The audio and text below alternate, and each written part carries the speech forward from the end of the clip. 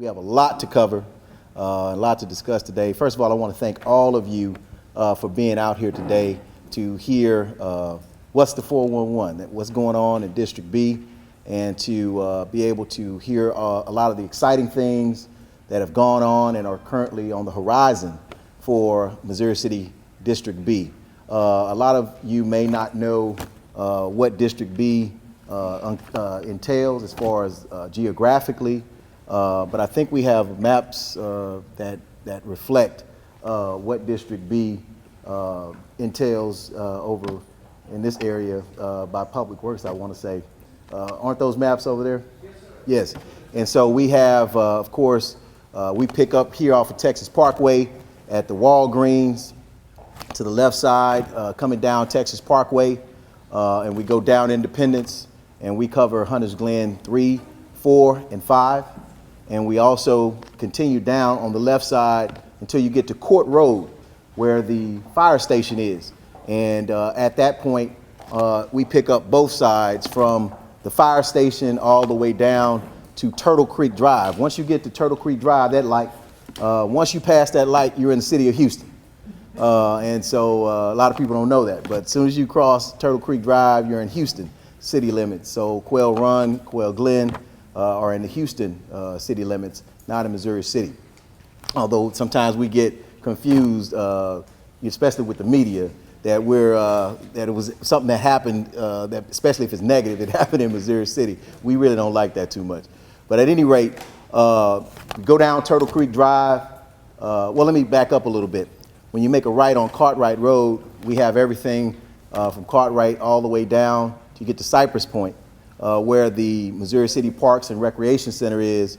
And then my colleague, Council Member Floyd Emery, it picks up with him at Cypress Point, and we bump heads and our neighbors there.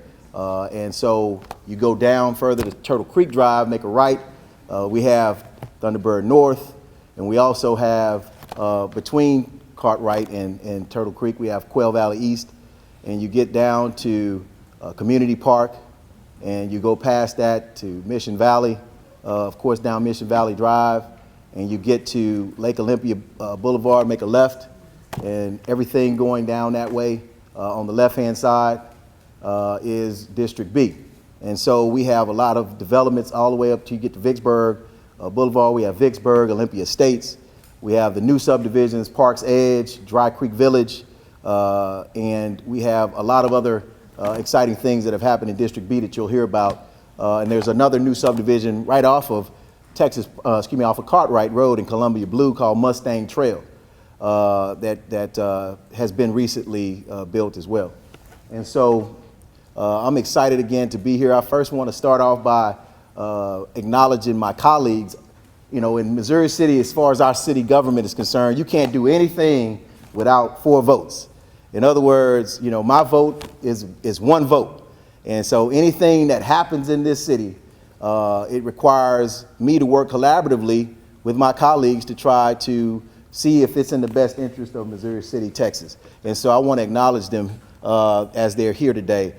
First and foremost, I want to acknowledge our mayor, Mayor Robin Allicat, who was recently elected to the office of mayor this past November. Mayor Allicat, in the back.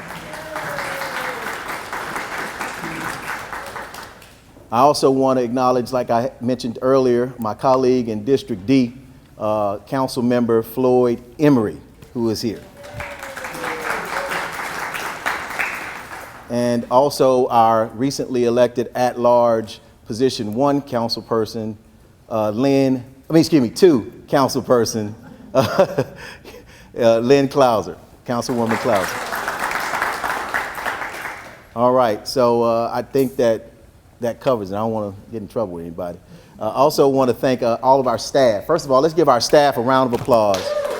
Our staff, Missouri City staff, is amazing. Y'all can do better than that. Give our staff a round of applause. Come on now.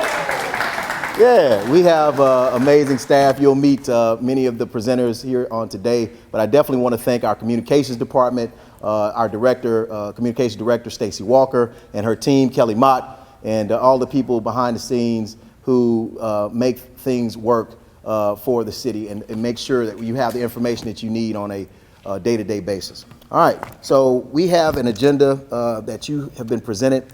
We're going to start off. I forgot to mention one, and he's going to also be speaking a little later. State Representative Ron Reynolds. He was here, but I know he's supposed to be speaking a little later. He's on a Zoom. He's on a Zoom call. Okay, great. So our agenda, we're going to go over some things on today, but community engagement, I just want to start off by saying, and engaging our residents is something that I enjoy doing as a council member. I have a fierce belief that government should serve the residents and be accessible to hear the thoughts and the ideas from residents about the places that we eat, shop, and play.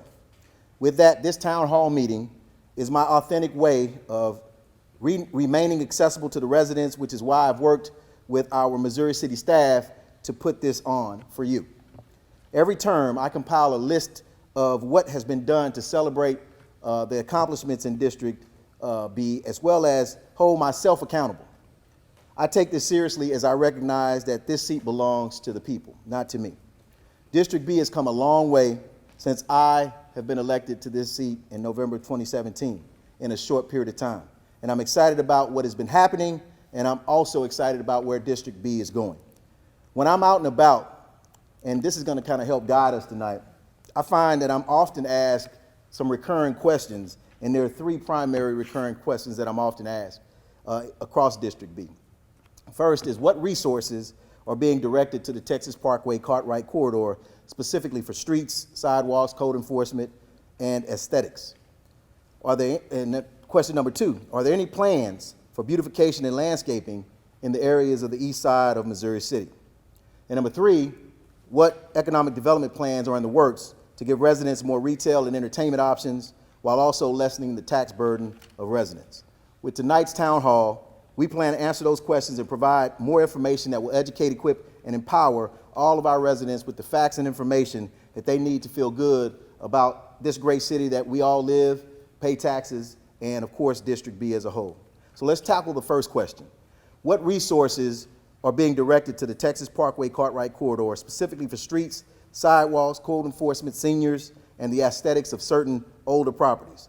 I'd like to bring up our Development Services Director, Jennifer Thomas Gomez, to discuss code enforcement, also discuss the potential exterior facade program that we've been working on, and Amy Moore to discuss our community development block program, and programs that many of our residents may qualify for. Jennifer.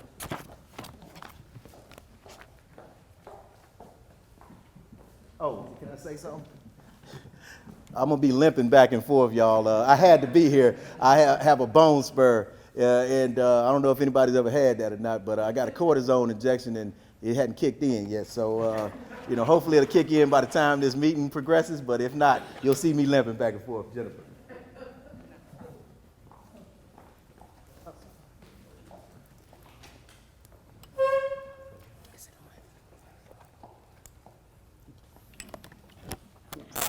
Hello. Good evening, everyone. Hello. It's good to see you all. I know some masks, but I can still see you. So thank you all. Thank you all for having us. Thank you, Councilmember Boney, for allowing us this time to speak. So I will be brief because I know that we do have a lot on the agenda tonight.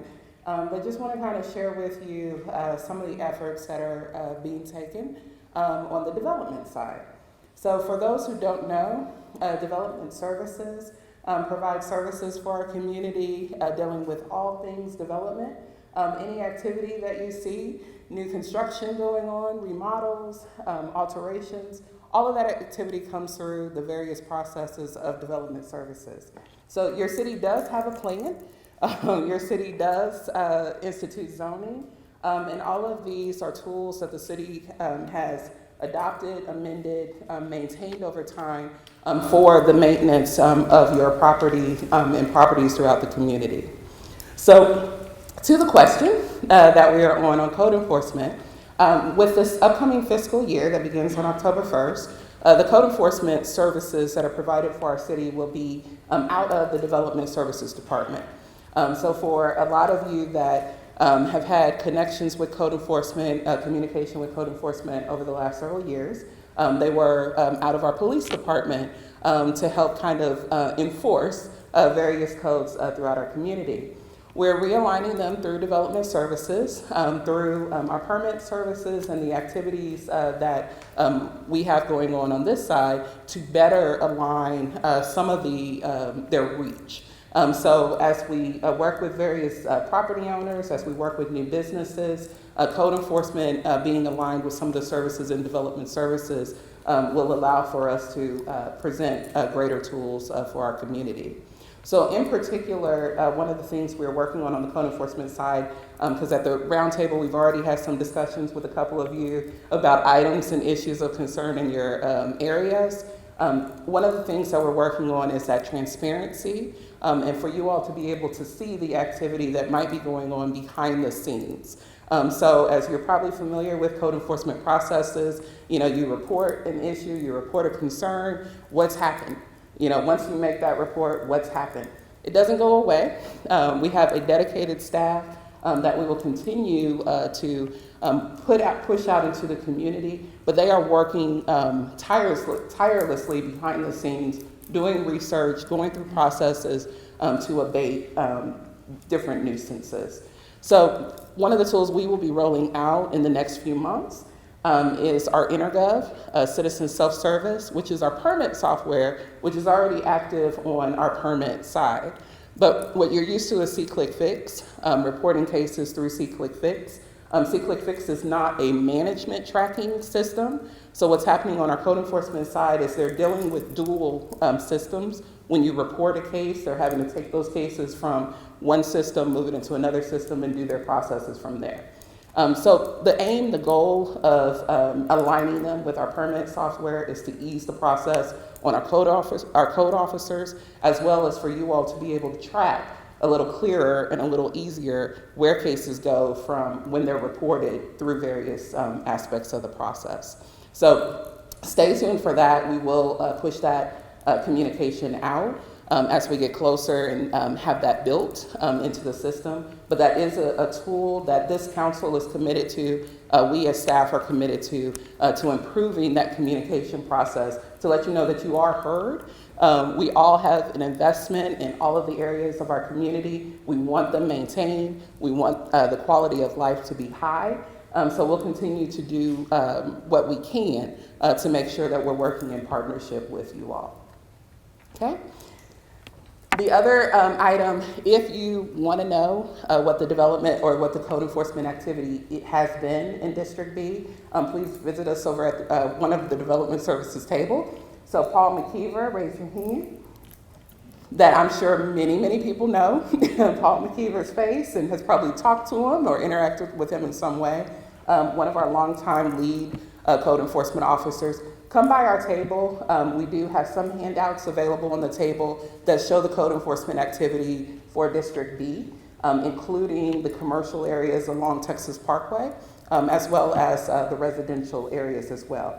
Some of the top 5 violations are things we've already heard tonight from various members that have already shared with us some of the issues, the recurring issues in their neighborhoods. So it is reflected in the data that we're seeing, and we will continue to take measures to address some of those situations. So, the other item that I'm here to talk about is one that hopefully everyone will get excited about, and it's actually not just a development services effort, it's an economic development effort as well. And so you'll meet the new economic development director a little bit later, but the building facade improvement program that's been shared tonight, what the city is working on is leveraging funds through city funds as well as our CDBG, Community Development Block Grant Program, to be able to provide a resource for businesses, tenants along the Texas Parkway area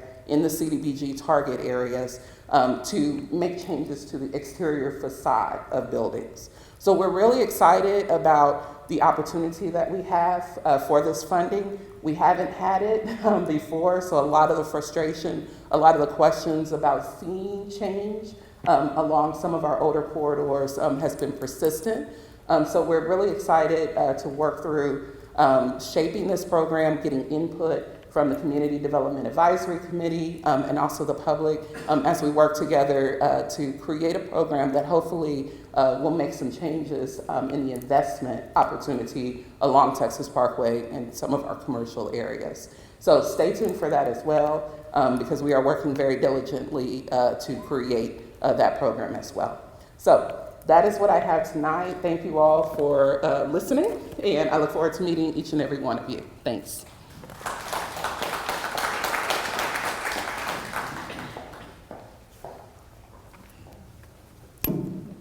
Hello, my name is Amy Moore.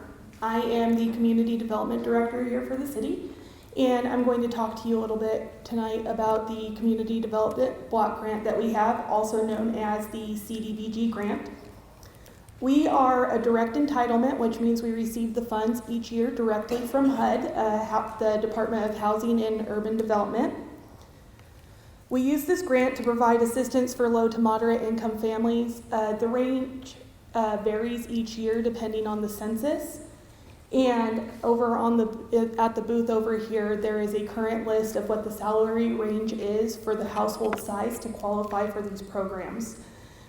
The services are targeted towards decent housing, suitable living conditions, and expanding economic opportunity.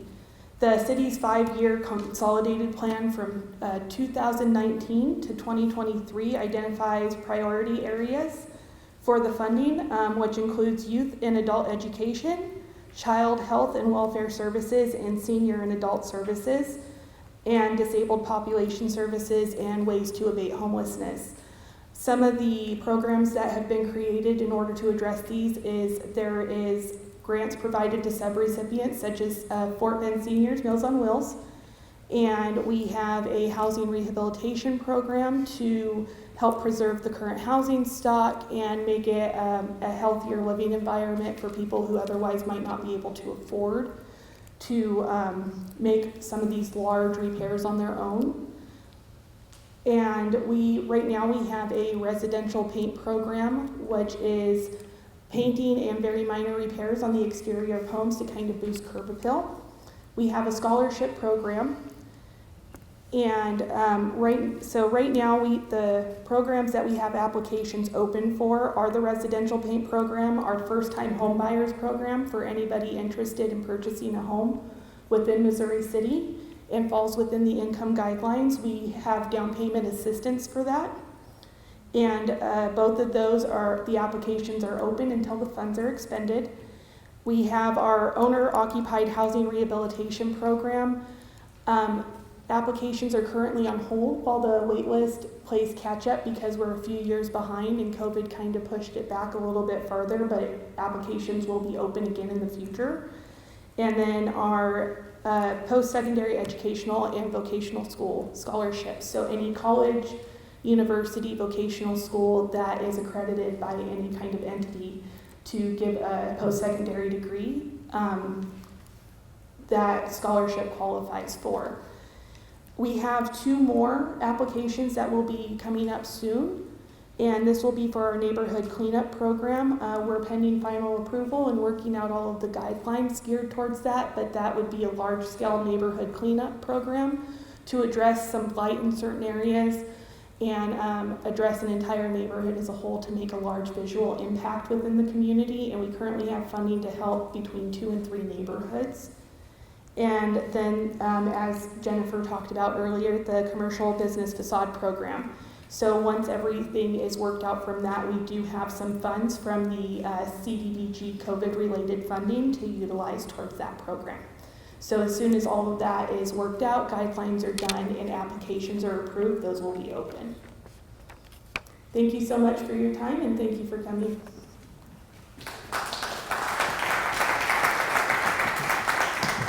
I think I may just sit in this chair right here instead of, it looks painful, doesn't it? Thank you so much, Jennifer and Amy, for all of your hard work. I get to work with these ladies on a regular basis. Primarily, I serve as chair of the CDAC, and I serve on that committee with Councilwoman Clouser and several residents from the community And, you know, I'm so excited. I've been on this committee since 2012. And so prior to even becoming a city council member, you know, I felt it was important to give back, and that's why I joined that committee. And so the work that we've been able to do through housing rehabilitation for individuals who couldn't afford to have their roof repaired or various other improvements on their home, to provide scholarships to needy students, to be able to incorporate these new programs such as the residential paint program and first-time home buyers program. These are meaningful things, and what we do for the seniors is very, very, very, very meaningful. So thank you again for sharing that information. The question number 2 I'd like to tackle is, are there any plans for beautification and landscaping in areas on the east side of Missouri City?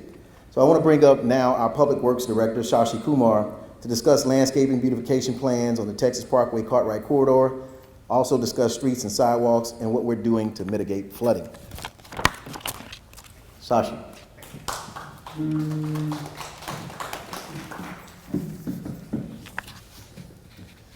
Thank you, Council Member, for giving the opportunity to provide this update to your constituents, and good evening, everyone. Just like Council Member alluded to, that it takes a team to get anything done on City Council, here in Public Works, it does take a team to get all these things done. I want to recognize my team member, Todd Hoover, who is the Assistant Director of Public Works, who's over streets and drainage, who's here, and he's been diligently taking down all the notes and concerns that some of the residents have. Todd, if you could please rise up, and you'll get to meet him after that. Thank you. As the council member alluded to, I will be providing an update on reader signs and the landscaping. We commonly refer to this as the beautification project. The council allocated $2.5 million to the east side of Missouri City to enhance the beautification, so to speak. The general concept being it not only enhances the aesthetics, it serves into the City Council's vision of the economic development along this corridor. This project is being implemented in 3 phases. The first phase of the project, what we call the landscaping of the medians on Cartwright and Texas Parkway, was completed. You have seen that. The city partnered with TxDOT in implementing that. The second one is what we call the reader signs. If you want to know what a reader sign is, as you entered City Hall, there is a display board there, electronic board. That's what a typical reader sign is. We're installing 4 new reader signs at different locations across the city. 2 that's more important to District B is one at Independence and Fondren, and one on Texas Parkway right at the entrance to Missouri City by Turtle Creek. What's the purpose?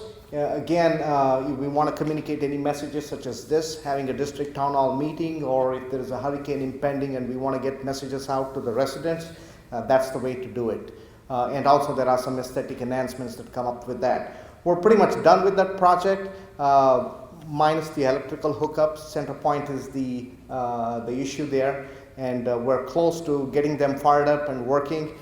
We hope that within the next week or 2 we can have all of them working. Some of them are already working. We're testing those, but we anticipate those to be up and running in the next couple of weeks.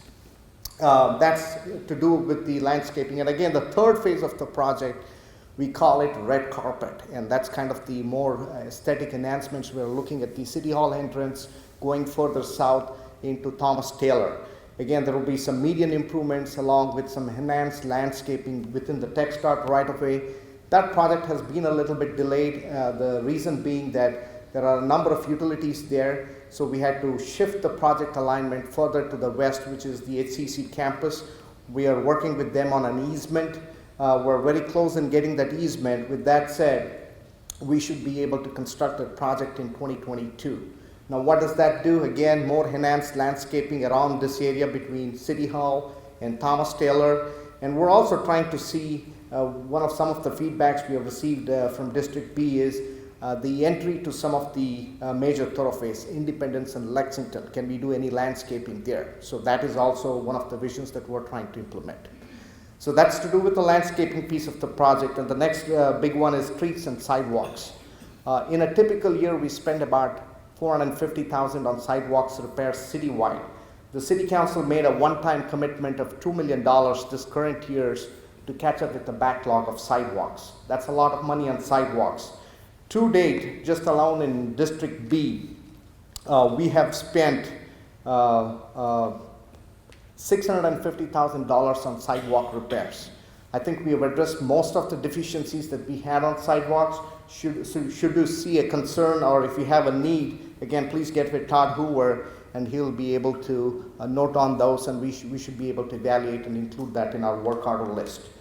The next one is the streets. We have what we call the Pavement Maintenance and Management Program. And now what that is if there are any major repairs, big potholes or panel replacements, we go ahead and fix that.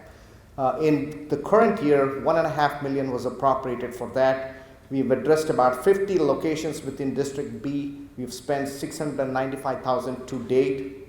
The good part of that is for the next upcoming fiscal year, which is October 1, the council upped the numbers to $2.5 million. So it's very likely that we will do more street repairs in the coming year, and we're working on that list as we as I'm speaking here. Our team is compiling the list, and we'll be looking at more street repairs. The last issue that I want to address is the street flooding or the flooding issues.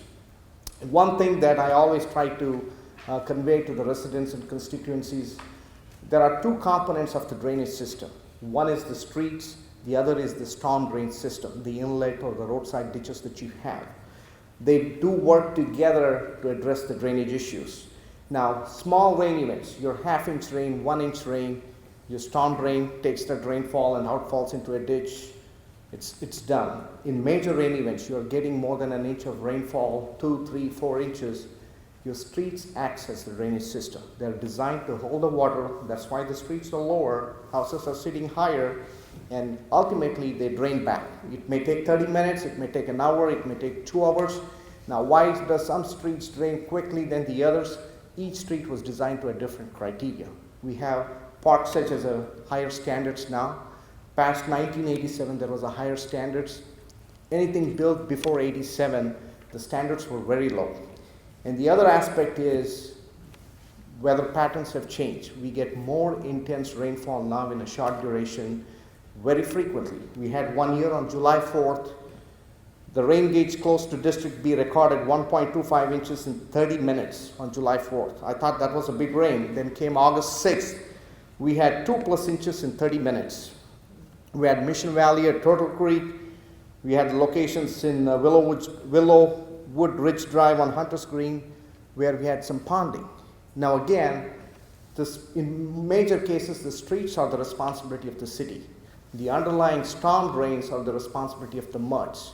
So we work closely with the MUDs in identifying the issues and solutions. Now again, it's not an easy fix because your drainage system is built when the subdivision was built. So if we see some pattern about flooding, we observe it, and when there is an opportunity to reconstruct the street, we work with the MUDs in identifying a solution. So please do remember that your streets are designed to hold water and pond. Only the question is how much and how long. So we closely observe it, and again, we encourage you to take pictures and send us if there is a flooding issue, and we will evaluate within ourselves. If it's a streets issue, we go clean the inlets. If it is a mud issue, we work with them in trying to identify a solution. That's pretty much the update I had for you, and again, thank you for the opportunity to speak here this evening. Thank you. Thank you, Shashi. Now let's move on to question number 3, and I'm glad he brought up some questions that he received about increased landscaping, particularly on the entryways where Independence coming off of Fondren and other, of course, coming from Quail Run on Lexington. We'll have some conversations about that when our Parks Director comes up later, where he will discuss that. The next question, question number 3, is what economic development plans are in the works to give residents more retail and entertainment options while also lessening the tax burden of residents? Since joining council, I've spearheaded efforts to engage the citizens of Missouri City, especially off the Texas Parkway Cartwright corridor, relative to economic development strategies. Prior to Mayor Allocott graciously, agreeing to develop a Texas Parkway Cartwright Corridor Advisory Committee, which is made up of regular citizens, HOA presidents, HOA board members, longtime residents, and just simply concerned citizens and taxpayers who care about what I care about, which is the Texas Parkway Cartwright corridor. I had actually started a local group of taxpayers as far as the Texas Parkway Cartwright area. And so I'm glad now that the city has gotten behind this. Mayor Allicat is supporting this, council is supporting this, and we have the resources behind it to make this happen. Since several months ago, we've been meeting as a committee and have some great ideas, some of which we'll discuss tonight. But this group has been meeting since it was formed, and I'm excited to chair that committee. There are already several economic development and corridor enhancement projects that we've been working on. For instance, we're about to roll out some Esplanade enhancements as a pilot project off of Texas Parkway in Lexington. We're also working to establish a process to deal with the issues on the corridor and are working on setting up meetings with the 2 grocery stores on the corridor to collectively address product offerings, service, and the internal, external aesthetics of each store. We also recently hired a new economic development director, thank God, Aubry Nettles, after almost a year of not having one. And it's hard to really focus on economic development because we are not staff. Council members and the mayor, we provide governance, but we don't work on a day-to-day basis. And I know our interim city manager has been doing a great job trying to fill in the gap. We've had some changes and adjustments here and there, but it's so good to have now an economic development director that's strictly focusing on that economic development. And so she's already hit the ground running. I'm working with Aubry on economic development as a key priority, and we've already had some momentum. We have a meeting coming up with a potential new owner of the property that is one of the properties off of Cartwright Road that has been abandoned for many years. And also, I want her to come and talk about many of the new economic development programs, initiatives, and projects that are on the horizon. I'd like to introduce to all of you Ms. Aubry Nettles, our new economic development director.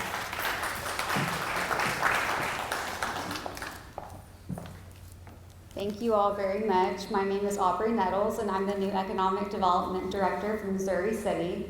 And there were so many things that attracted me to Missouri City, including the city's location, the great transportation corridors, the beautiful neighborhoods, the recreation amenities. And now that I'm here and getting to meet and interact with all of the residents, I really see just how special Missouri City truly is. And so I am honored to represent this community, and I appreciate being able to serve you all. So thank you very much for that.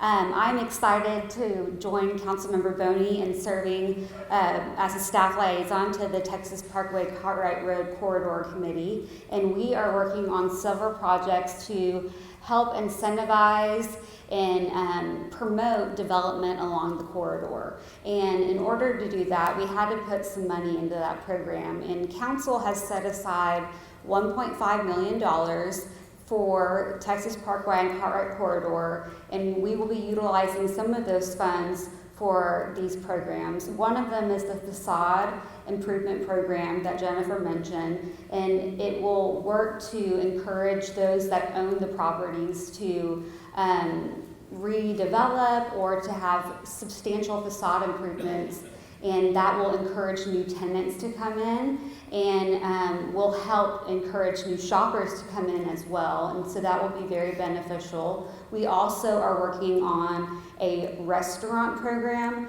that the city will partner with restaurants to help support through their capital investment with their restaurant equipment.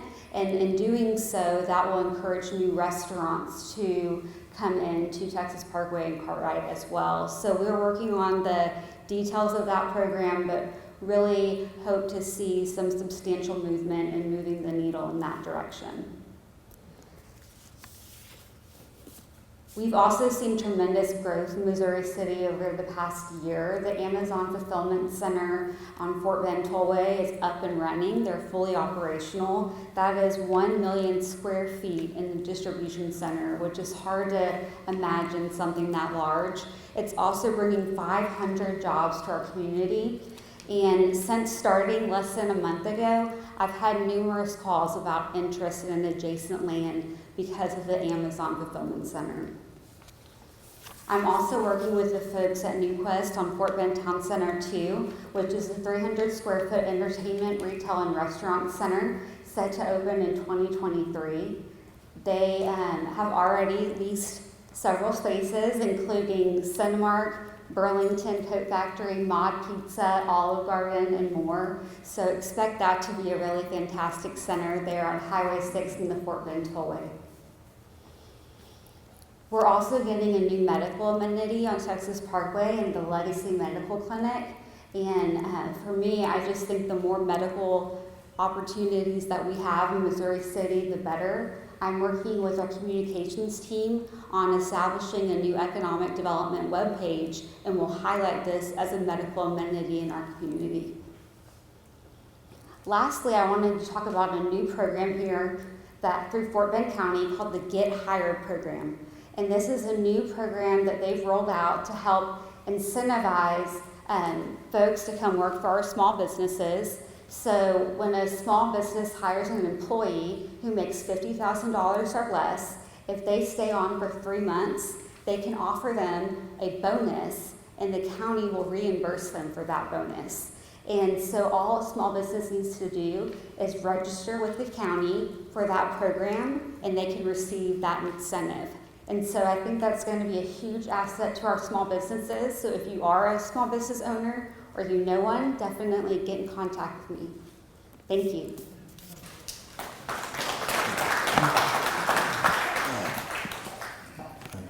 Y'all gonna get accustomed to me limping. All right, thank you so much, Aubry. Also, I want to say, and I can't say too much from a legal standpoint, but I know myself, our interim city manager, and various other stakeholders in the community, such as Fort Bend County and the state, and Mayor Allicat and our Economic Development Committee Chair, Anthony Maroulis, have been meeting extensively on a potential Missouri City downtown project that we're seeking to put on the Texas Parkway Cartwright corridor. And again, more information about that will be forthcoming, hopefully in the next coming months. About that, but I can't go into great detail about that, Bill. Sorry, but I definitely feel like the community needs to know that we're working on an economic development front on that. All right, so now I want us to discuss other important things that are going on that affect the residents of District B. Is our state representative here? Back? Okay, if not, I can move on. Public safety is so important. And we have constantly been ranked one of the safest cities in the state thanks to our first responders who work for our Missouri City Police and Fire Departments. I'd like to invite both Police Chief Mike Berezin and Fire Chief Mario Portita to come share some bullets on public safety in District B. We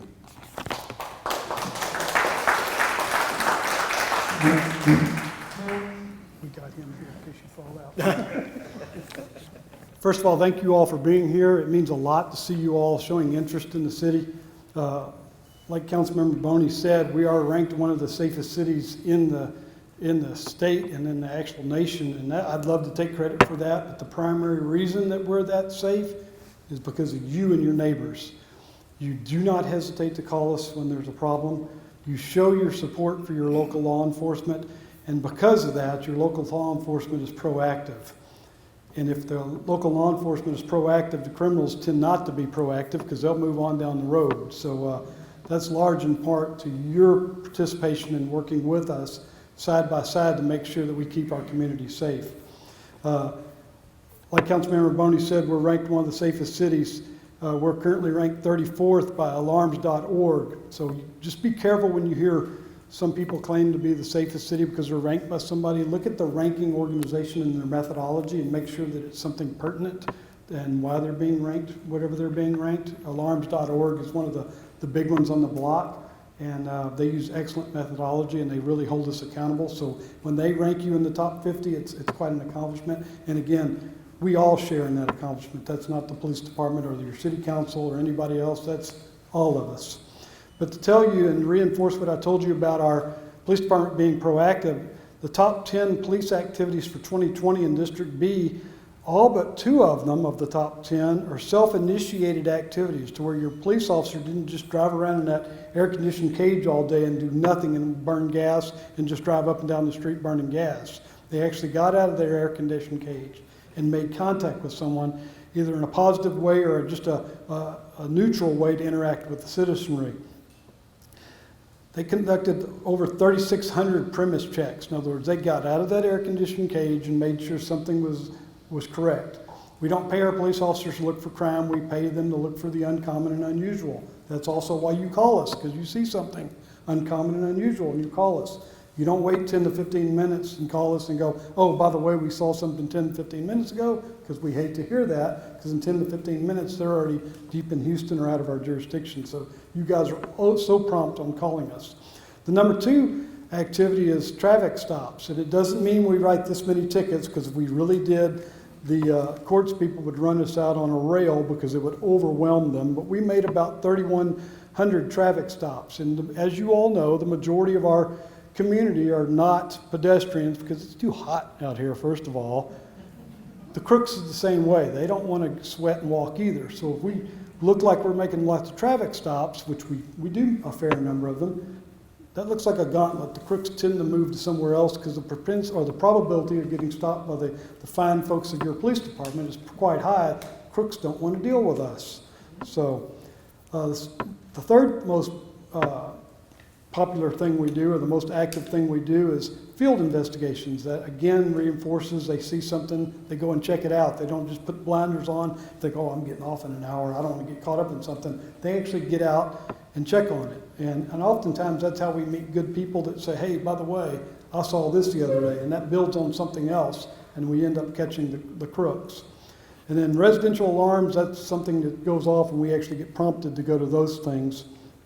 And I'm not going to go through all those, but those top 3 clearly indicate the fact that they're proactive. And as long as you support your local law enforcement isn't hesitant to be proactive. They won't have to put their blinders on and be afraid to do anything. They actually get out there and engage. Some of the proactive things we're doing is we partner with the Fort Bend County Sheriff's Office on our Take Me Home program, and it's where people that might have intellectual challenges can go and register. So in the event that we encounter them out there on the street, we can work with them and try to get a loved one to come pick them up, or we can deliver them back to the house. So that's a great thing that the Sheriff's Office has started. And I think they started actually several years ago, and we certainly partner with them, and it's quite effective. It's very disheartening when you can't communicate with an adult and you know you're trying to help them. Another program we do is the Drug Take Back program, where we partner with the local, or with the federal partners here locally with the DEA, and it's where prescription drugs can be turned in, so you don't, if you have old prescription drugs, you're not throwing them in the trash or leaving them in your house where your youngsters might get a hold of them and try to do strange things with them, or you're not flushing them down the toilet and putting them into our water system. So that's a great program, and we still have that box in our lobby that you can come and drop your prescription drugs off. No liquids, no needles, please. And lastly, one of the things that I'm really proud of is our new Youth Explorer program. And so we partner with local youths in Missouri City to allow them to get an inside look in law enforcement, especially if they're interested in one day becoming a law enforcement officer. So we're kind of recruiting them early. So I'm really proud of that. But before I pass this off to my fine colleague, the Fire Chief Mario Partita, I want to recognize Ellis Williams, who's sitting back at our table. He is a crime prevention through environmental design specialist. So in the event that you have a business, or you have your home that you're worried about, and you want to really toughen the wrapper, if you will, to make your property much more secure than you can possibly ever imagine yourself. He is a specialist. He's one of the few experts in the entire region that's capable of doing that, and I'm glad to have him on staff, and I'm certainly glad to have him out here tonight. So Ellis is back there in the back, and again, thank you for your time. Good evening, everyone. Thank you, Councilmember Boney, for inviting me to speak at your event. I want to brag a little bit about your fire department. They are designated as an ISO 1 department. That's a rating that we're very proud of for the services they provide and for the infrastructure that's in place in order for them to provide you good services. That designation runs from 1 through 10, and we are proud to announce that your department is an ISO 1, which is one of the best in the industry. And we're proud of it for the service. This evening I want to share with you kind of an update on some of the improvements that we're making, in part to, of course, all the staff, but because of your support, we're building an additional fire station in the district over on Lake Olympia and Park's Edge near the tollway. That'll be our 6th fire station, or the city's 6th fire station, and that will help us maintain and improve some travel response distances in the area. That fire station will also house our fire administration building, so we'll be moving to that location as well, so that we can expand some of our offices to other departments. But we're very proud of that station that will be opening. It looks like sometime in the spring, February or March timeframe, and that station will have 3 bays for apparatus. There'll be a new fire truck that coincidentally arrived today, and it's over at our fleet department, and so it's there for some make ready for that fire station, as well as it will also house a new apparatus that we received, which is a high water vehicle. It's a military vehicle that we can use. Our firefighters can go out to help in flood areas and to help evacuate citizens to safer grounds. So we're very proud of that vehicle, and it'll be housed at that new station. And of course, we have other support vehicles that'll be here. That's a brief update on our new fire station. Again, very proud of your fire department. They're here to serve you, and we enjoy getting out in the community. And one last thing I want to mention is this Saturday, the 20th anniversary of the 9/11 attacks. We will be having brief moments of silence and a flag raising at 3 of our fire stations. One down the street here at Texas Parkway at our Fire Station 3 at 8:15, as well as Public Safety Headquarters on Texas Parkway, and then at Station 4 in Siena. So we invite you to come out 8:15 just for a brief moment to join us in commemorating that tragedy. Thank you very much for having me. And I also want to take a moment to thank our stellar police and fire department, as well as our entire city staff, for how they handled the winter storm. It was a major, one-of-a-kind event in Missouri City, and they stepped up to the plate.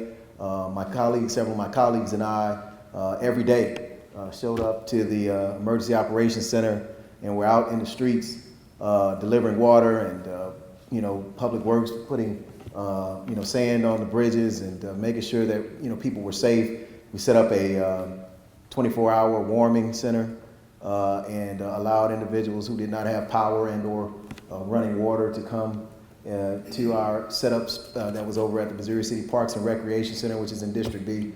And I'm excited about the work that all of them did. So let's give them a round of applause for the tireless work that they did. Next, parks are essential to our quality of life. We have several parks in District B, and in the area that I've worked with city staff and the Parks Department to enhance, maintain, and improve our parks, and areas that the Parks Department oversees. If you get time, I encourage you to drive by Rome Park, which is off Texas Parkway in Turtle Creek, to see the newly constructed playground and other improvements there. The kids absolutely love it. Right, Susan? Yes. You can also check out Community Park with all its amenities, or the improvements to the signs and concrete pavilions at Independence Park, where the big lake is, off of Independence near Stamo Park. I also, over the past couple of years, have been working with, although it is not in District B, but I've had the privilege to work with my colleague, Councilmember Floyd Emery, on a park that's near and dear to me, which is Freedom Tree Park, because it is a place where my formerly enslaved ancestors found out 2 years later that they were emancipated from the horrible, tragic institution of slavery. And so working with Councilmember Emery with a Freedom Tree Park committee that was established has allowed us to work with community stakeholders, residents, and HOAs in the area to try to ensure, or not to try to ensure, but to ensure that not only that we have an updated park in that area, but also we tell a story of the successes that came about after overcoming that tragic situation. On August the 10th, the $226,000 that was approved and reallocated for a new concrete walking trail at Hunters Glen Park, which is off of Texas Parkway, not in District B, but my District B residents utilize that park. This project was originally included in the bond proposal recommendation that was presented to City Council, but when an opportunity was recently presented to us to be able to reallocate unused CARES Act dollars through the Community Development Advisory Committee that I chair, we decided to reallocate those unused funds before sending them back to the federal government. And we identified an opportunity, and now it is a done deal and it will be forthcoming. Prior to that decision on the concrete walking trail, however, a member of the community made a comment on Nextdoor, and this past June, they improved that current walking trail, to which basically it got upgraded with more decomposed granite. But now we're gonna move from decomposed granite to a concrete trail. Am I still in your thunder, Jason? No, you're good. All right. There's also so much more to talk about relative to parks and medians. And to do that, I want to introduce our Parks Director, Mr. Jason Mangum, to share some of those items with you. Jason Mangum.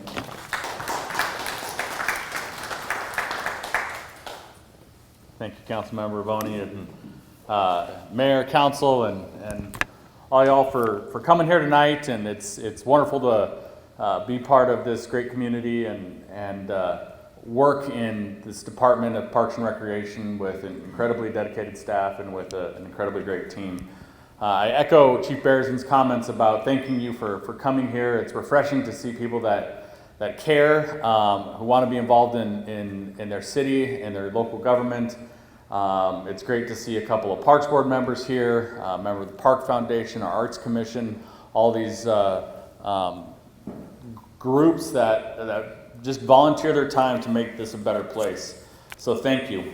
A couple of things that we're going to address tonight. We have a lot of things going on with parks and with recreation, and we're going to hit some of the highlights, and we'd be happy to discuss any more of these with you in detail later on. We have our Assistant Director of Parks and Recreation, T.W. Dykeman, at the back table if you want to wave, T.W. And then our Superintendent of Recreation, Danielle Stewart, who can talk about any of our recreation programs and events. One of the things that has come up in the last several years is the clippings, the grass clippings that sometimes will pile up, and it was particularly a problem on our medians and our along our roads, especially at Lexington and Independence in that area. This year, with the work of City Council, we've decided to work on seeing if we can eliminate that, especially the grass clippings that would pile up, and they pile up along the fence lines, and it was unsightly. And we've hired a full-time person and some specialized equipment that will not only mow but then bag these clippings, and we can haul those clippings off. And so we're in the process right now of working out that. I know it's not quite perfect yet. We're still working on making sure that we keep them out of the streets and the gutters and the trimming and making sure we have all the right equipment. We're hoping that it is successful, and this is a model that we can then replicate in other parts of the city. But right now, we're focusing just on these medians over here at Independence and Lexington. Also, we're looking at some different type of landscaping that we can install on these medians. Landscaping that will not require weekly mowing and trimming and edging. We are working on an experimental project, and we're going to get started over here right off of Texas Parkway and Independence between Texas Parkway and Grand Park, right there in front of Hunters Glen Park, to work on some additional type different landscaping that would be more of a xeriscape that would have decorative plants, rocks, boulders, different things like that would be a beautiful addition to our community, but also reduce the amount of manpower necessary to go and to constantly be mowing and trimming and edging. So look for that in the upcoming months. Right now, that's in the design phase, and we're looking forward to making that happen. Some of our other park improvements that we have going on, we are in the process of replacing all of our park signage. As you come into a park, A prime example of what it used to be would be right over here at Quail Green West. It's just a wooden sign that's been routed into and painted, and they're falling apart and rotting. And we've replaced them with these beautiful new stone and metal signs that hopefully you've seen. We have them at Rome Park and Hunters Glen Park and Community Park. And right now they're under construction at Stamo Park. That one's under construction, as well as Bicentennial Park.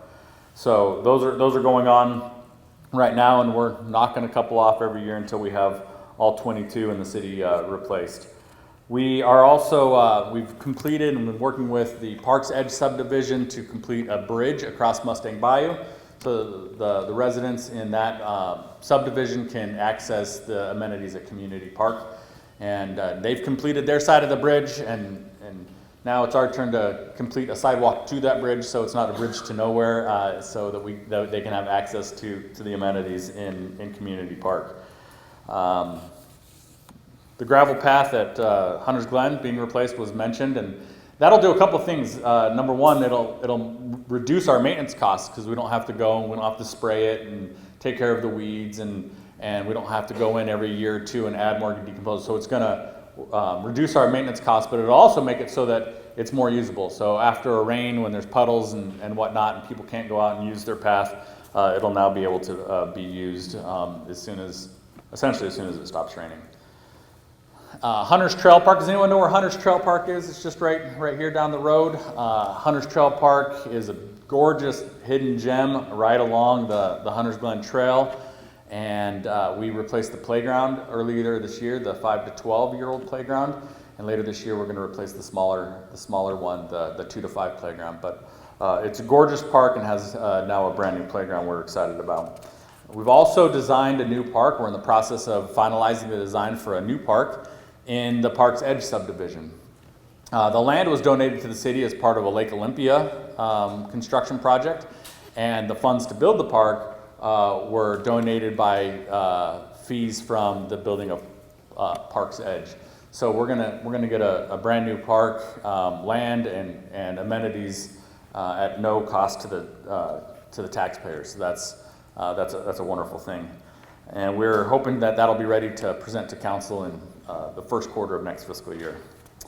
As you leave, as you came in, I hope you noticed the Veterans Memorial. The Veterans Memorial is making great progress, and we're excited about dedicating that a little bit later this year. And then lastly, we do have a couple of bigger projects that's on the upcoming bond committee that we're really excited about. One of them is the Freedom Tree Park that Councilmember Boney talked about, and a lot of you and members of our community were integral in discussing that design and making it come out just right. We're really excited about that possibility. And then also the redevelopment of Stamo Park. Stamo Park is one of those parks that's been around for a long time, and like our streets and sidewalks, it's been there for 40 plus years and hasn't had any upgrades or improvements, and the infrastructure is bad, and so we have proposed to basically raise the entire park, fix the infrastructure, fix the drainage, and then build it back up to a multi-use park. So right now where it's just baseball and softball, the proposal is that is a multi-use park with outdoor pickleball courts and basketball, restrooms, with baseball and softball and cricket fields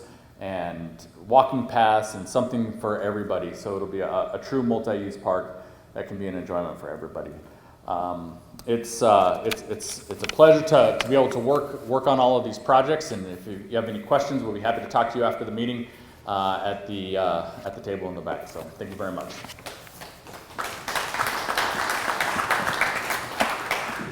Thank you, Jason. I know, he's overly responsive because I hit him up pretty much. He messed around and gave me a cell number, so all the time I'm hitting him up about grass and clippings and all kind of other stuff. But I thank him for being so responsive to me. And so I have the great fortune of also serving as chair of the Finance and Services Committee. I'm a former banker. 11 years I was at Washington Mutual Bank. And, working with our director of financial services, Elena Portis, and her team has been a joy. We have some of the brightest talent in Missouri City, Texas. I'll invite her up now to give a brief update on the financial state of the city and the proposed reduced tax rate. We're reducing our tax rate by 2 cents for the citizens. This is the second year in a row that we've had a tax reduction. Yes, that deserves a round of applause. And also to discuss the budget. Elena. Thank you and good evening, everyone. As stated, my name is Alena Portis and I am the city's Director of Financial Services, and I do have the pleasure of leading a wonderful group of professionals as we serve the city. I know we're not out like a lot of the other departments where you see us on a day-to-day basis, but we are in the back ensuring that services are completed and everything is paid for and all of our staff are paid. I like to say that we are the backbone of the city, and I'm sure every department probably thinks the same, but you know, if things aren't paid, some things might stop. So anyhow, I have two things that I'm going to be speaking to you about. The first being the exciting topic of property taxes, and the second being our budget and fiscal management. So just a little education on the property tax rate. So property tax rate is made up of two different components. We have the maintenance and operations component, which funds our day-to-day operations, and then we have our debt service rate, which pays for our principal and interest for all of our debt that's outstanding, like the bonds that we have issued. And so the City Council approved a proposed maximum tax rate that is lower than the no new revenue rate. Now, there are all of these terms that are out there when it comes to tax calculations. There's this tax calculation called the truth in taxation calculation that we have to do on an annual basis, and we have a calculation that results in what's called the no new revenue rate, which basically takes all of our properties and say, okay, this is the amount of money that you received last year, what is the tax rate that will produce the same amount of revenue? So that's the no new revenue rate. Then there's the voter approval rate, where if we were to take our operational revenue, being the maintenance and operations, increase it by 3.5%. If we wanted to have a rate that was above that, it would have to go to the voters for approval. So as mentioned, the proposed rate right now is below the no new revenue rate. And that rate is 578035. As mentioned, it is 2 cents less than the previous year, which is a 3.34% reduction. And so, you know, when you look at your property tax bill that comes, you'll see sometimes that your assessed valuation increases. Now, I can't speak to every situation or every person's property, but we do get information on the average homestead. And so the average homestead increase was 3.29%. So that's the average as far as the valuation increase in properties. The tax rate decreased 3.34%. And so one of the notices that we're going to be publishing is going to be on our website, and it's going to be in the newspaper. It shows the dollar amount as far as any impacts to taxes, and it accounts for the increase in assessed valuation and the decrease in the tax rate. And so for the average home value, which is approximately $250,000, the proposed tax rate is a reduction of less than 1%. It's about $2. So the City Council is scheduled to hold a public hearing on the tax rate on September 20th. And after the hearing, Council will vote on the final tax rate for tax year 2021. Next, going into the budget, of course, the M&O is in the budget, plus the INS rate, which is a debt service rate for our debt service fund. Our city fiscal year runs from October 1st to September 30th. We are scheduled to have a public hearing and the final budget approved by City Council on September 20th. The interim city manager, he submitted his proposed budget to Council on August 20th. So September 20th is the date that we have for approving the budget. The total proposed budget, including all of our expenditures, is approximately $157,500,000. Now, this includes our general operations, our day-to-day operations, which is in our general fund. It includes our debt service fund, which I talked about, the debt service rate, paying our principal and interest. It includes our utilities, Also construction, there's a lot of construction, and other special restricted funds. We have a lot of special funds where we receive money from different sources and it can only be used for a specified purpose. So the total amount again of the total budget for the city as presented by the interim city manager is $157,500,000. Now the general fund, which is the day-to-day operations, has a proposed expenditure budget of approximately $68 million. Okay, our largest cost is personnel, and that's about 59% of our general fund budget, and it funds 398 full-time positions, of which 58% are found in public safety, which is police and fire. If you are interested in knowing more about the proposed budget, it can be found on the city's website. At my booth over here, I actually have the like a snapshot of what you can find on our financial transparency website. Also the what do you call it? You know, how you click around to get there. It's on there. But you can find our proposed budget. You can find all of our past budgets. I believe there's over 10 years worth of past budgets. You can find all of our annual audits that are on there. It's probably about 10 to 15 years of that information also. We have our quarterly investment reports because, of course, we have the responsibility of investing funds to try to, maximize interest. But we have that information there for you. We have our quarterly budget to actual reports. I'm just going to go through the list so you all know what you can find online. And we also have a sales tax report so that you can see how we're doing when it comes to sales tax. We also have something that's called citizen transparency. We are in the process of upgrading it, but you have the ability to go in and you can download information from our financial system and you can, manipulate it to do some sort of analysis on our financials. But if you don't want to go in and do that type of analysis, we do have our check registers. So you can see all of the money that's going out. And you can download that information into Excel and take a look at that also. So just wanted to provide that information to you. And I just thank you all for being here and thank you for allowing me to speak tonight.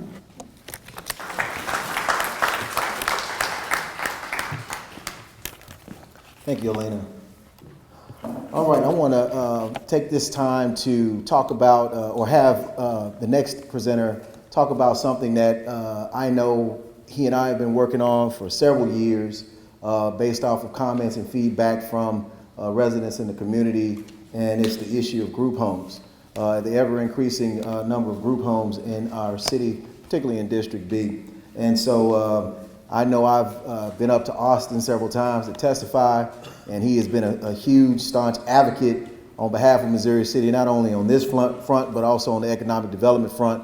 And he is doing a yeoman's job for his District 27, but also definitely for Missouri City, which is in his district, and for the residents of District B. And I'm talking about none other than my state representative, our state representative, Ron Reynolds.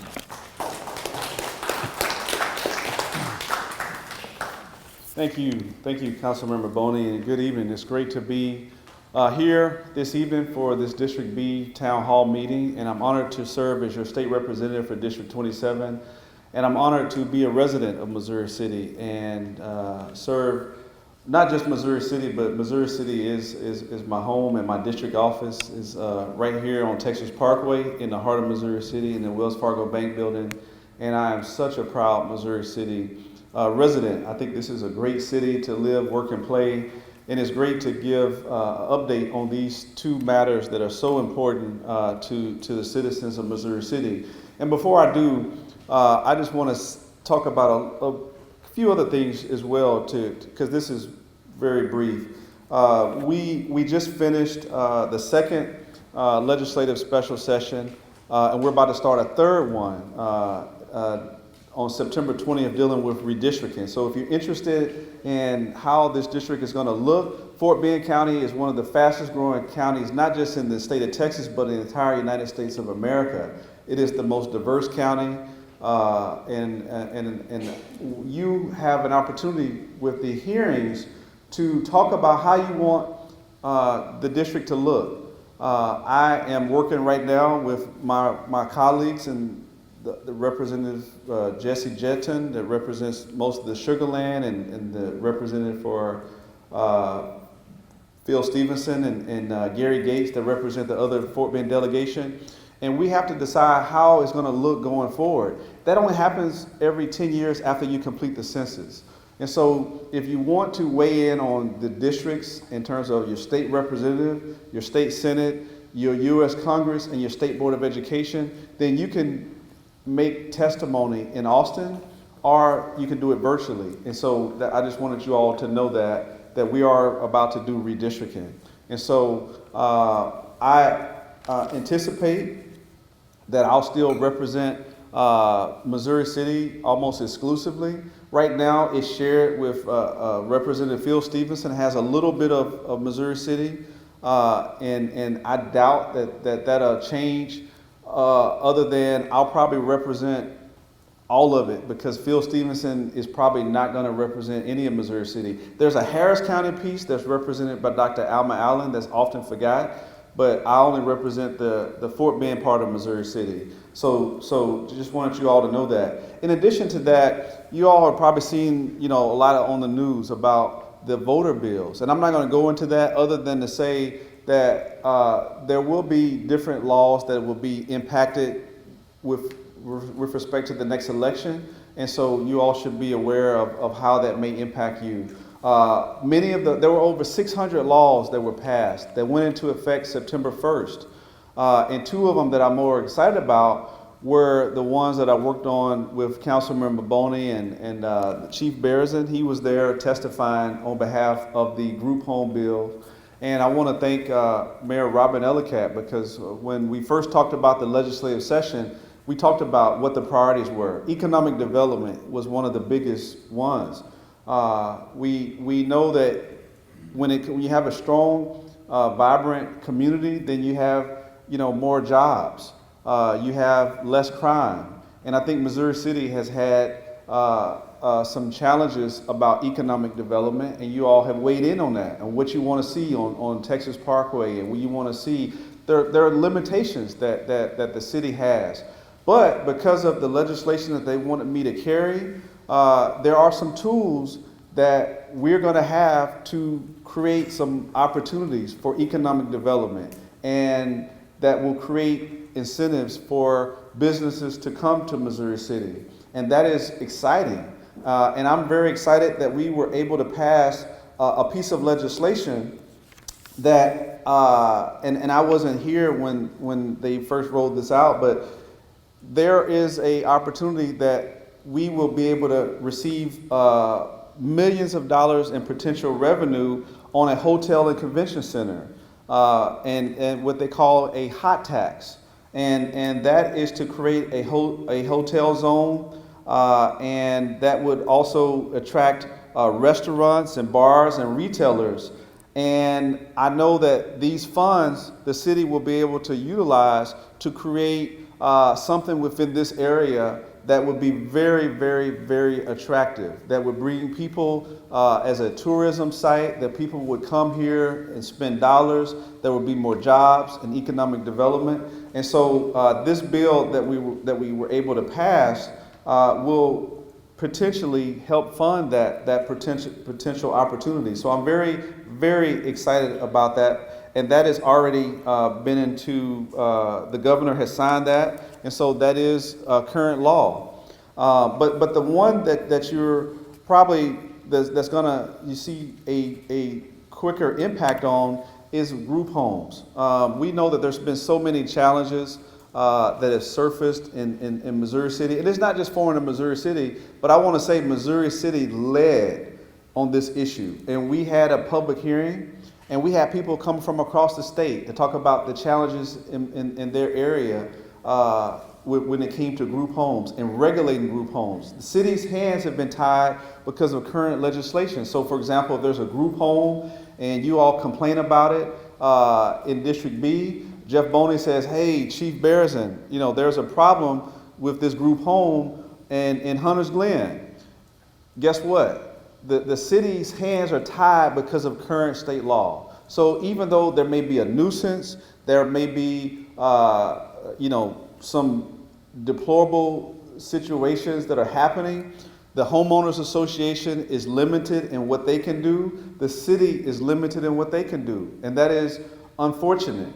And so based on the bill that we presented, it was House Bill 149, we were able to get the committee, and this started the last session. Let me back up a little bit. This was the second time that we brought this bill. The first time, Jeff, you recall, we brought the bill. We thought we were going to get it passed, and the bill never got out of committee. Well, we didn't give up. We retooled and we refiled the bill. The reason it has a low bill number is because we filed it early. We filed it before the session started to get a low bill number. And guess what? We were able to bring in more people. We got bipartisan support. In fact, Senator Lois Kolkhorst, a Republican that represents a little bit of Fort Bend, was my Senate sponsor. And we worked this bill until we were able to get it passed. And now, because we were able to pass this bill, the Health and Human Service Commission will now review all of the existing laws related to group home to provide recommendations to the legislature so that we can change the law so that we can allow the police officers in the city to be able to enforce group homes and people who violate communities, right? So they have these group homes and they may, be under different umbrellas and they may be doing things that they shouldn't be doing. Their hands are tied. When we implement these new laws, that will change immediately. And so I'm very confident that right now they're doing the study. They've already started working on this. And Jeff, the Health and Human Services Commission is going to commission a report and best practices of what the legislature needs to do to give teeth to the cities, to the local communities, so that they can regulate and enforce and bring action to, issue not just citations, but where they can get an injunction to remove people if they continue to violate and break these new laws that are going to be impacted. So I want to thank, Councilmember Boney and Chief Berezin for their leadership. And they didn't just do this for Missouri City, but that's the reason why they did it. But this is a benefit now statewide. So the citizens all across this state are now thankful for the legislation that we were able to pass this legislative session. So in addition to that, you all may have saw that District Attorney Brian Middleton and I passed a law to now make it a enhanced crime that if a person hits a person in a crosswalk, you all may remember that last year we had a resident in Missouri City that was killed in a crosswalk because another driver didn't yield, and they killed a mother while she was walking her son from school at Sienna Crossing. That driver was never charged because of a loophole in the law. We changed that, so now effective September 1st, anyone who doesn't, yield in a crosswalk to a pedestrian, they can now be charged with a felony offense, and if they hurt someone, it's an enhanced felony. So hopefully that'll be a deterrent for people, driving erratically, to provide protections for pedestrians and people that are in crosswalks. We filed other legislation, but I just want you all to know that as we go forward, we're going to continue to make sure that we file good public policy and fight against bad ones. So there are always bills that are coming up to take away local control. Are we okay?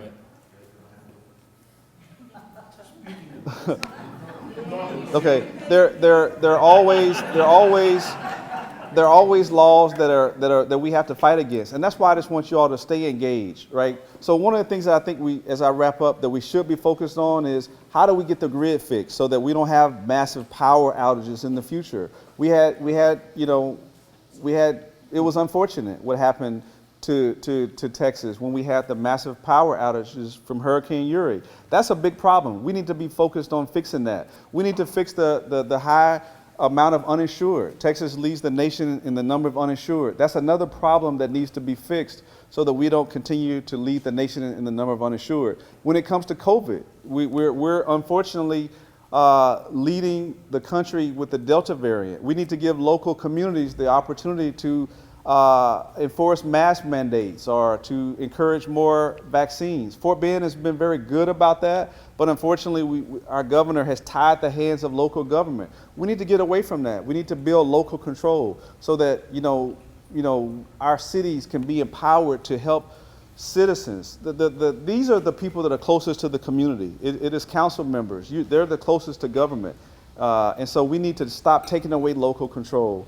And that is one of the things that we're going to have to be engaged in so that we can help build our state when it comes to access to health care, when it comes to jobs, when it comes to making sure that we're looking at climate change and how that impacts us as a state, right? That we can help when it comes to Winter Storm Uri so that we don't keep having Hurricane Harveys and other situations that we're not prepared for it. So there's a lot that we need to continue to do, but we can't do it without great partners at the local level. So I just want to thank the council members. I see Council Member Emery here. Thank you, and Mayor Ellicott, and I know Council Member Clouser left early, but I want to thank all of them publicly for helping push good public policy this session.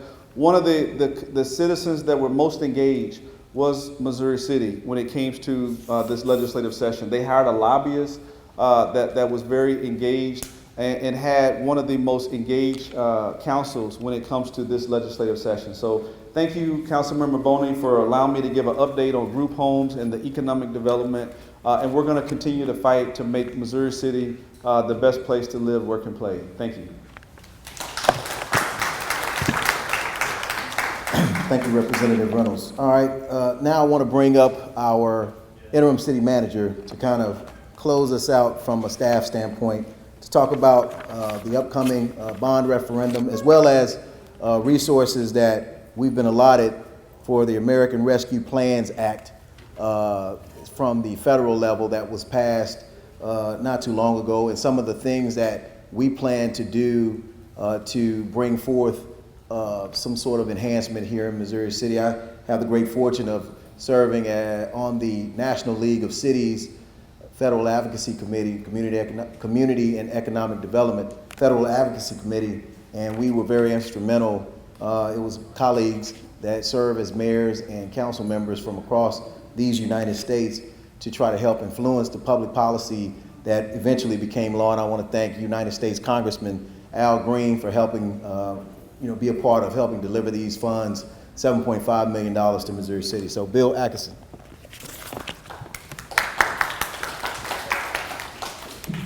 Thank you, Councilman Boney. And again, thank you, Representative Reynolds, for being such a great friend to Missouri City and what you've been able to assist us with. It's been a great help. Thank you. And anytime that something has come up, we've been able to reach out to him and get things done, as you can hear, or as you've heard from him. Let me begin first by thanking you for being here. It's always good to see that we get participation, we get feedback and input from you, and then also the council that we serve. And I want to, and again, I'd be remiss if I didn't recognize, as has been already, the staff. This is not the entire staff, but we do have more on our leadership team and those that work with us day in and day out to bring the services to you and bring the amenities to you that we're here speaking about tonight. And so I have had the great fortune of working in the city for 14 years, resident as well, and very proud for both having been being an employee and also being a resident and being able to interact with you as residents. So a few things that are coming up this fall that you're very well aware of, and we want to continue to get information out to you so that you're informed.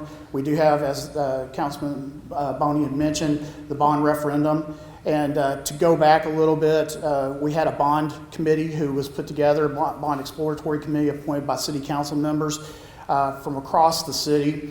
That committee has been meeting for the past 4 to 5 months of looking at getting information from staff, getting information from the plans that you, the citizens, in serving on our Parks Committee, our Planning and Zoning Commission, you've worked on our strategic plans, master plans, that have all come together to inform us as to what you, the residents, want in your community. And from that, we were able to see that streets and transportation are one, facilities and parks. And so they focused their efforts on that. And from that, the committee came back in July, at the end of July, presented to City Council a proposal of $85,850,000 for streets, parks, and facilities. Now, Alina had spoken to you earlier about how, a little bit about how bonds, that we have debt service that we pay on bonds throughout the years. It's spread out over generations to make sure that we that put it in place to begin with aren't saddled with the entire cost, and so they're spread out over 20 to 25 years. And we do a debt service estimate to determine what we will have to pay going forward.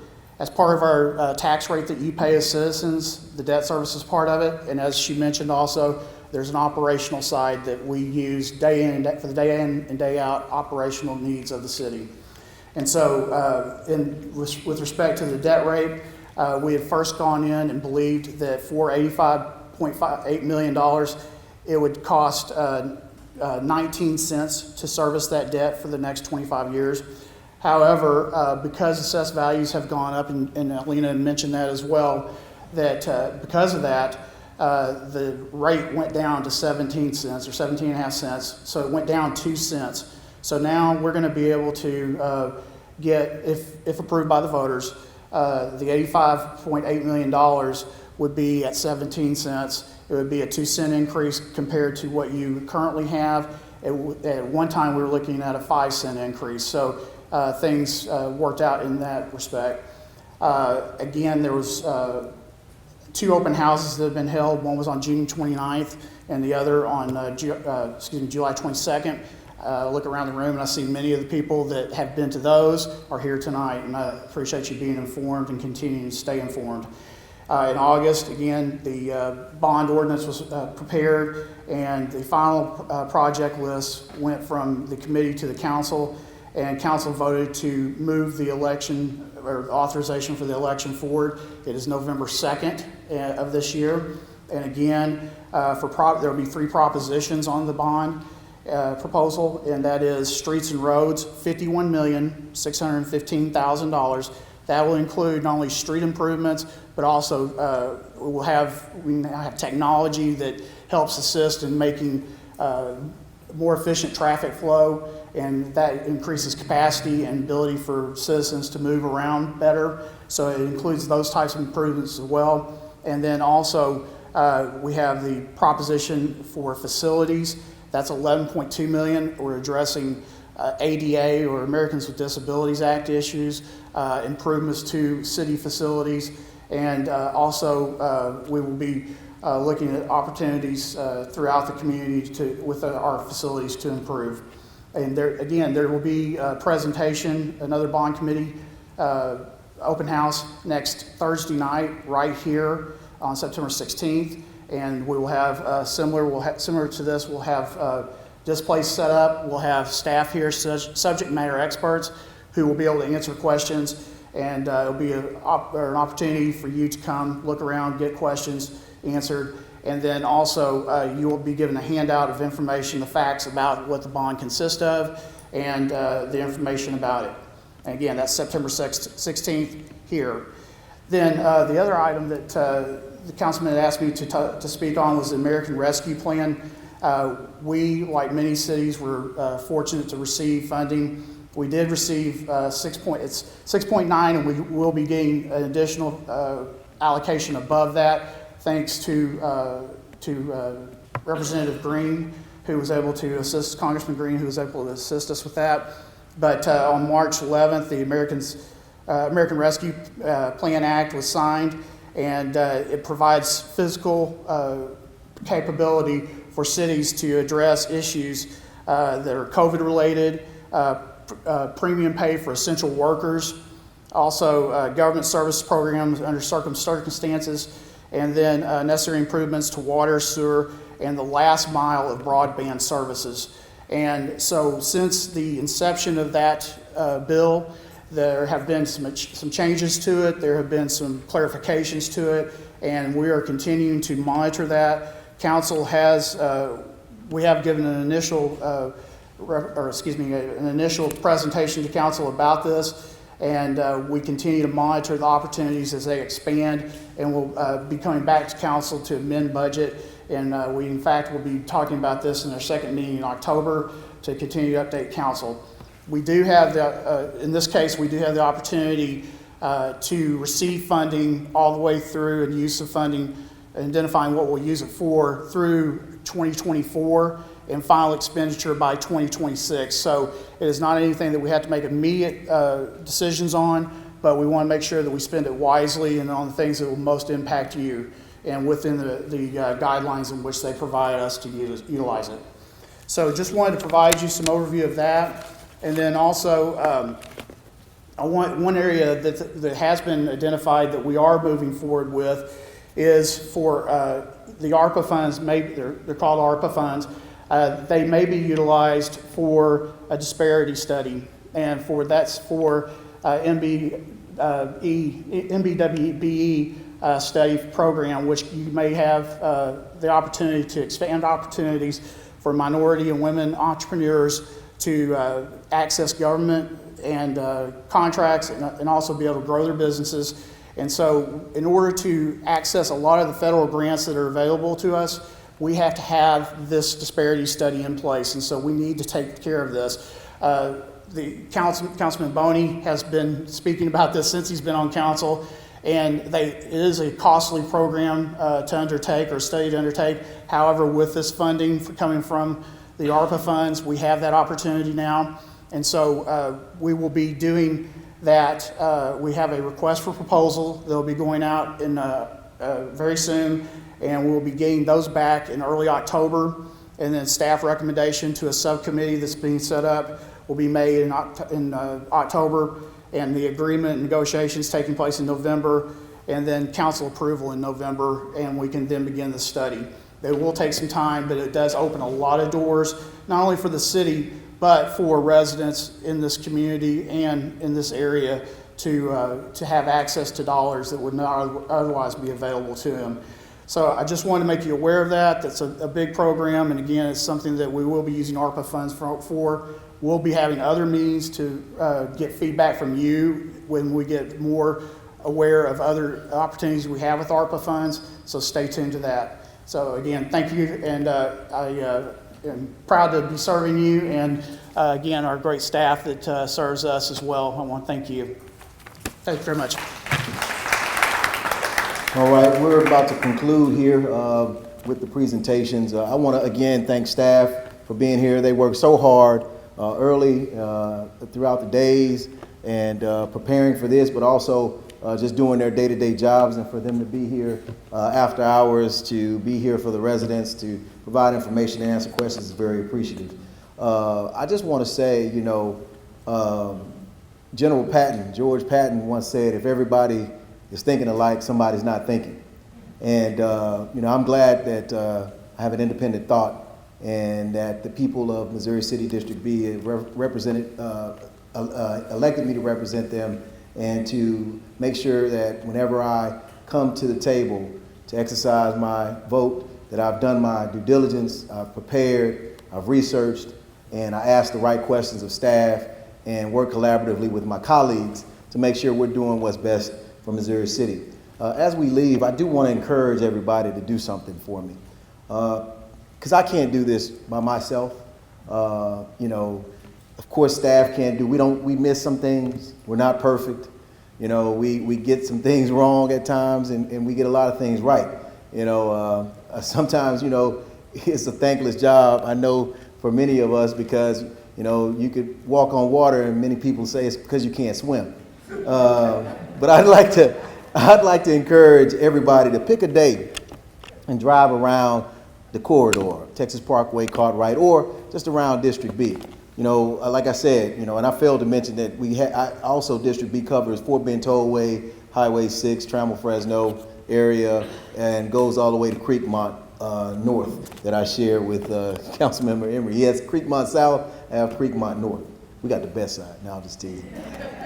Anyway, you know, if you see something that may be wrong or needing to be addressed, take pictures of it and send it to me. I have a lot of residents, and nobody can say I'm not accessible, because everybody has a card of mine, with my cell phone number on it.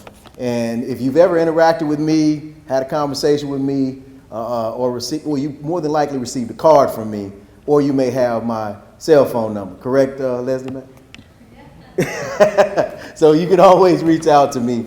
You can always reach out to me to share information. Just like here recently, one of our great residents in Hunters Glen 4, Mr. Larry Loving, sent a couple of emails that I forwarded on to staff, interim city manager Atkinson, and he jumped right on it right here off Texas Parkway, dealing with one of our businesses. So, you know, if you see something, take a picture, send it to me so we can be responsive. And, you know, list those issues that you observe, whether it's trash, whether it's lawn clippings, landscaping, sidewalks, any slum and blight, or do something else. Because sometimes, you know, we say we want more businesses and retail in the area, but just pop in on some of the existing businesses. Do a site visit, visit some of our stores, and ask yourself some of the following questions. Is it clean? Are they offering products that are sufficient for our community? Are they service friendly? These are questions that we ask ourselves because these individuals are stakeholders in our community and they need to know exactly how we feel about them in our area. I don't see, again, everything and I don't know everything, but I need your help and we need your help by saying something when you see something. Together we can improve our communities for the better by working together. If you've not seen the digital reader signs that were talked about earlier that have finally been constructed, located near Hunters Glen Elementary on Independence coming off of Fondren, drive by and take a look. I'd also like to encourage you to drive by the one down the street here at Turtle Creek and Texas Parkway to view that digital reader sign as well. They're nice. Then I want you to go by and take a look at the Landmark Community Center that's located right off Texas Parkway and Highway 90 that the city of Missouri City contributed $1 million towards to ensure that we have a community center, another community center that's available for the community. We've been working together for some time on this City Hall red carpet project, and that'll be coming real soon. If you can go right out here and see that Parks maintenance facility across from City Hall, you'll see that it's old and it's in serious need of being replaced. We're finally going to do that. We're getting renderings and we'll start construction on that in the very near future. There's a lot that has been done and a lot more to do. Again, all that we discussed tonight is verifiable and you can get that information at any of the roundtables that are here tonight, and I also encourage you to attend any of our city council meetings, which are traditionally held every first and third Mondays of every month. This is where much of these things are openly discussed and or voted on. I want to thank you once again for allowing me to serve you as your current city councilman for District B. And now I want to open it up because I want to respect everyone's time for any questions that you may have. Please provide a question, not a comment, so as to ensure that more people get their questions answered. Thank you so much. Any questions? And do we have a microphone that we can, okay, I see a question right here first and then we'll go to the back. And if you, and out of respect for your time, because I try to be respectful of people's time, if you need to leave, I completely understand, but if you have any questions, please let me know. Right here first. I just had a question regarding the diagram for the upcoming development. The detention portion of it, what is that? The detention? Oh, which development we talking about? The Fort Bend Town Center 2? Yes. Okay. Thank you for that question. What it is any new development will create more drainage runoff. If water falls on a sod versus it falls on a concrete, there is more runoff. We want to make sure that it does not negatively impact the neighbors or the community. So that's more like a detention pond. Sometimes it's referred to as a retention pond. Okay. So all it's doing is solving the drainage issue there. Okay. Thank you. When I saw detention, I thought it was something else. All right, thank you. Yes. Yes, I have a question concerning Mrs. Nettles on the economic development. I heard she mention Highway 6 as far as Burlington, but I've been out here, I would say, I started out as a millennial, if you had such a thing back then, but now I'm a senior citizen.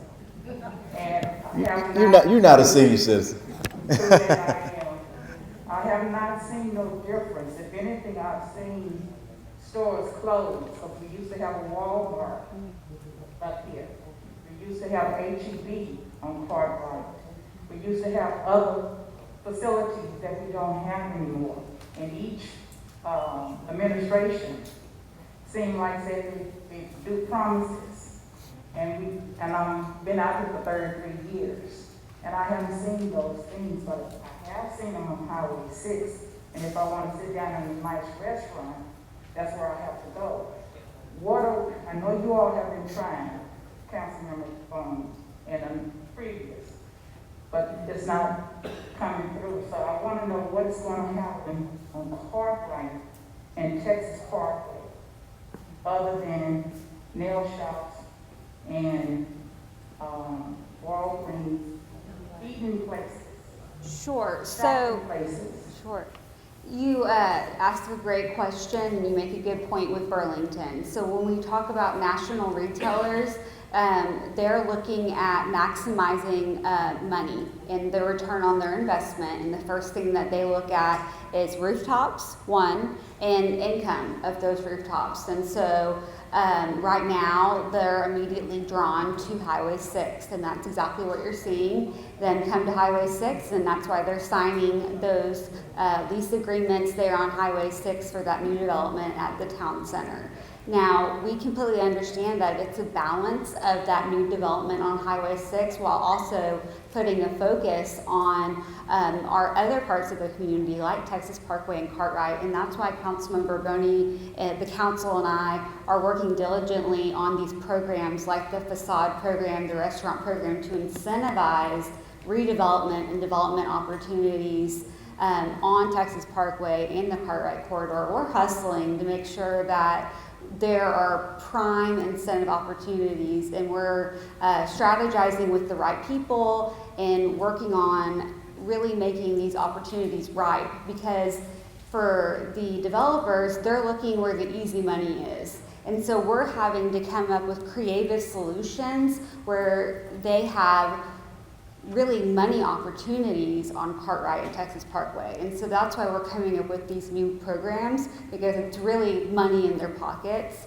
that will cause them to think twice about this area. Thank you, Aubry. And I just want to say, that I don't believe in making excuses, but there are some realities that we face, and the realities are we only have so many tools in our toolbox in Missouri City. We're not like other cities that have major thoroughfares such as Pearland or Sugar Land or Stafford. They have 59 or the lion's share of Highway 6 or 1092, or they may have a 288 or Beltway. And so most of those major retailers are looking for heavy traffic, the corner of Main and Main, et cetera. But we're aggressively working, like Aubry stated, to meet with individuals. I know myself personally, worked with city staff. We brought in some local, regional, and international developers to look at the areas such as the Draper Tract right behind CVS Pharmacy. There's going to be a new development that's taking place, another development right off of Columbia Blue and Cartwright, which is going to be 113 rooftops. A new development is called Arcadia. Thank you. That's going to be there, but we're hopeful and pressing to try to get some retail frontage there and some businesses that see the value there. We're trying to work with local developers that are interested in that area, as well as you got to also keep in mind that Highway 6, a lot of that is undeveloped land. City of Missouri City doesn't own any of that land or private land or properties. And so a lot of the things that are over here are already developed and they're older and they've been grandfathered into whatever the standards were around that time. But we're focusing not only on developing the rest of Missouri City, but also redevelopment, which is a primary focus. And I'm glad that our council have worked together, and I've worked collaboratively with them to finally develop an economic development plan, something that we had never had in the city of Missouri City. And again, for a whole year almost, we didn't even have an economic development director. So now we have one on board. So that's going to be our focus moving forward. But your point is duly noted, definitely. Any other questions? Yes, sir. I have a question. Yeah. I heard during the bond paperwork, I saw that the $226,000 for the Hunter's Lane Park it was an asterisk there, which meaning that we didn't know where the funds were gonna come from. Now, we do know that, what is it, CDBG funds? Yes. It's gonna be, paid through the CDBG funds. Now, if that is the case, if the bond is passed, that $226,000, will it still get, will it still go towards, does it just go away? Will it be $83 million, or, I mean, less $226,000, or that money still be spent in the area? Great question. And again, the limitation will be that it's spent, the money that's saved there at 286, it would have to stay in parks, in that basket of money. And we have myriad different projects that are identified behind those that are ranked. And so it would go to the next project. And I don't know that we've identified that particular project, but yes, it'll be redistributed to parks. Yeah, currently, as part of the bond recommendation, there were, of course, certain projects that were identified, and there are also some reserves that are set aside, if you will, for other additional projects. So it will go into that bucket. All right, any other questions? Great questions, everyone. Again, I just want to thank each and every one of you. I don't see any hands raised for being out here tonight. You could have been doing a whole lot of other things, but you chose to be here. And I love the fact that you all are engaged citizens.